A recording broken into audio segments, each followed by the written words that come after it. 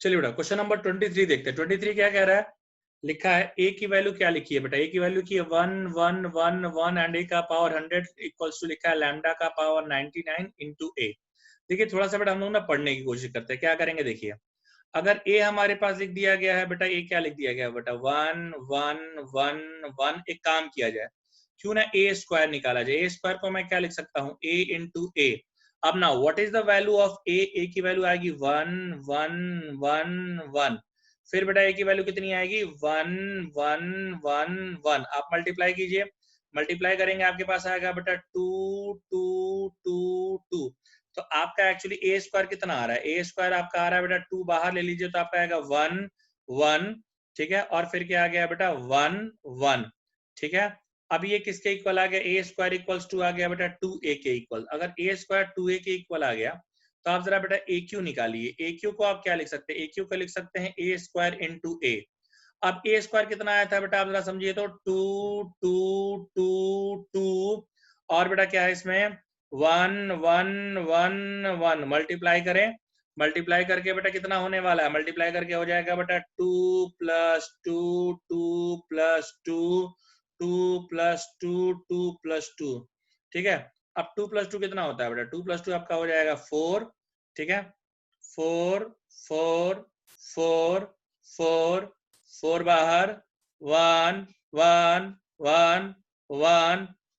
कितना हो जाएगा बेटा? ये हो जाएगा 2 का स्क्वायर और ये हो गया ए। अब देखो तुम्हारा काम बन गया बेटा। देख कैसे, आपने क्या लिखा है? ए है, ए स्क्वायर की जगह आपका क्या आ रहा है? ए स्क्वायर की जगह आ रहा है 2a। ए क्यू की जगह क्या आ रहा है? 2 का स्क्वायर ए। आप देखिए समझेंगे अगर तो देखिए ना बेटा, एक एक अगर यहाँ पावर 2 है तो यहाँ पावर 1, यहाँ पावर 3 है तो पावर क्या है? 2। तो अगर बेटा आ गया आपका ए का पावर कितना आ गया? ए का पावर 100 है तो ये हो जाएगा 2 का पावर 99 इंटू ए। यानी ये एक्चुअली दिया क्या है? लैम्डा का पावर 99 इंटू ए, यानी लैम्डा की वैल्यू कितनी हो गई? 2। सो इसका जो आंसर आएगा वो क्या आंसर आएगा बेटा? 2 आंसर आएगा ऑफ दिस पर्टिकुलर क्वेश्चन। ठीक है, नेक्स्ट हम बात करते हैं 24 की बेटा। 24 इस पूरे पेपर का एक बहुत बढ़िया सवाल है बेटा। ए दिया है, ए में कितने एलिमेंट है बेटा? देखिए ए में जो नंबर ऑफ एलिमेंट है, नंबर ऑफ एलिमेंट अगर इन ए की बात करते हैं तो 3 है। Number of element in B की बात करते हैं तो 5 है। तो आपका बेटा नंबर ऑफ 1 1 फंक्शन कितना हो जाएगा? नंबर ऑफ 1 1 फंक्शन का यहाँ डायरेक्ट फॉर्मूला लगता है बेटा NPR, यानी 5p3 लगा दीजिए। आप इसको सॉल्व कर लीजिए, फैक्टोरियल 5 अपॉन 5 माइनस 3 का फैक्टोरियल, यानी फैक्टोरियल 5 कितना हो जाएगा? 120 120 बाई फैक्टोरियल 2, आंसर आ गया 60। यानी नंबर ऑफ 1 1 फंक्शन कितने आ गए बेटा? 60। अब क्या पूछ रहा है? Strictly monotonic. स्ट्रिक्टली मोनोटोनिक का मतलब क्या है? What is the meaning of strictly monotonic? Strictly monotonic का मतलब समझिए। स्ट्रिक्टली मोनोटोनिक का बेटा दो मतलब निकलता है। पहला स्ट्रिक्टली इंक्रीजिंग, दूसरा स्ट्रिक्टली डिक्रीजिंग। दो मतलब है बेटा इस चीज का, बात समझ लीजिएगा।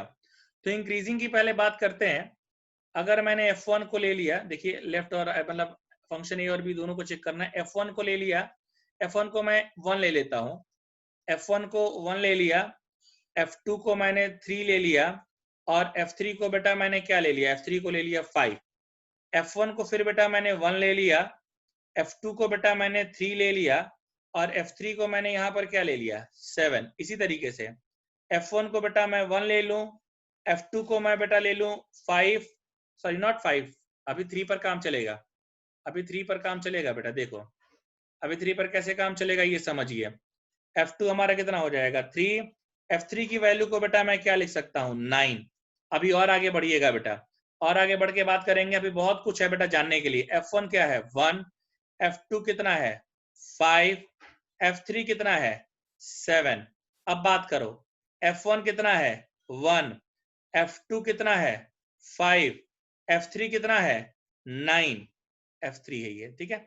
अगला बात करो, f1 को ले लो तुम बेटा यहाँ पर 1, f1 को 1, f2 को 7, f3 को 9। आगे समझिए। अब देखिए f1 को आपने 1 2 1, अब f2 को ले लीजिए। f1 को, अब f1 का 1 हो गया ना, अब f1 को 1 ले लिया। अब f1 को ना बेटा आप 3 लेके देखिए, देखिए थोड़ा चेंज करते हैं अब। F1 को ना यहाँ पर बेटा हम लोग 3 लेके देखते हैं कि 3 लेकर देखिए क्या बनने की बात हमारी। देखिए देखिए F1 लीजिए यहाँ पर, अभी देखो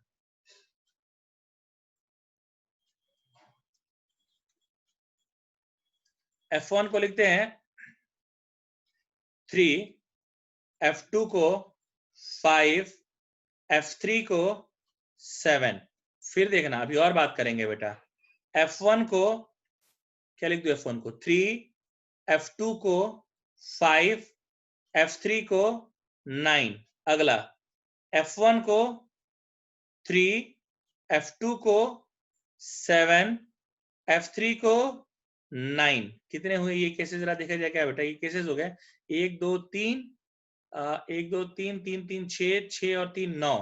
अगला हो सकता है F2 को ले लिया जाए 3, F3 को ले लिया जाए 5, सॉरी F2 को 3 नहीं, F1 को 3 हो गया ना। F1 को क्या ले लिया, F1 को 3 लिया था ना, F1 को इस बार 5 ले लीजिए ना।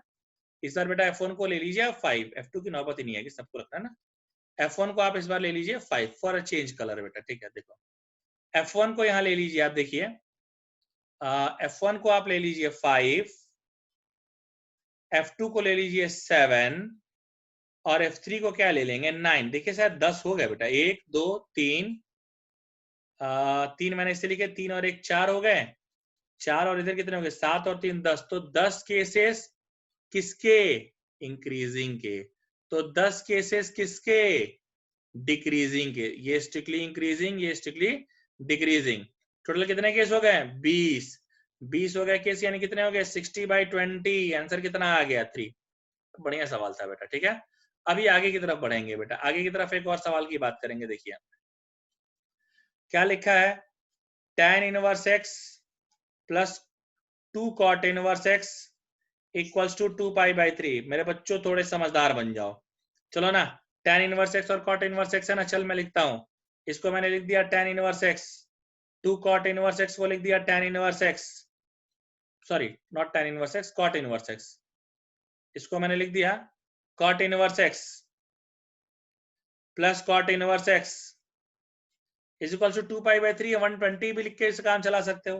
tan inverse x cot inverse x π/2 90 plus cot inverse x 120, cot inverse x कितना आ गया 30, x कितना आ गया cot 30। cot 30 की वैल्यू कितनी आ गई √3, और √3 की वैल्यू कितनी होती है 1.732, ऐसे कुछ होते हैं। So this is your required answer. So this was the complete video solution of paper 4, ठीक है। बस मैं थोड़ा सा आपको बेटा बताना चाहता हूँ कि ये paper it was not very tough, it was a moderate paper, ठीक है। Hope you like the video, see you again.